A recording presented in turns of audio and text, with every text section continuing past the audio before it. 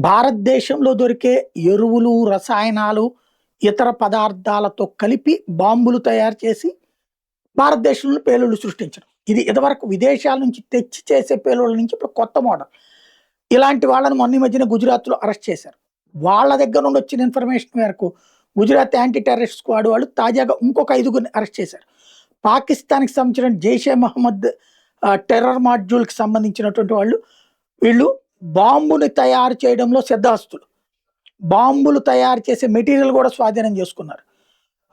వీళ్ళు ఎవరెవరయ్యా అంటే బిలాల్ అబిదాషి షేరా, మొహమ్మద్ అయూబ్ కదివాలా, మొహమ్మద్ పలాన్పురి అలియాస్ ఖలీ అయూబ్ సున్సారా, షఫియా రయీస్ ముక్తి అండ్ మొహమ్మద్ హసన్ కద్దియా.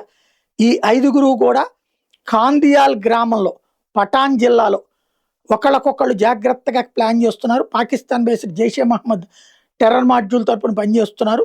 దేశవాళీ బాంబులు తయారు చేస్తున్నారు.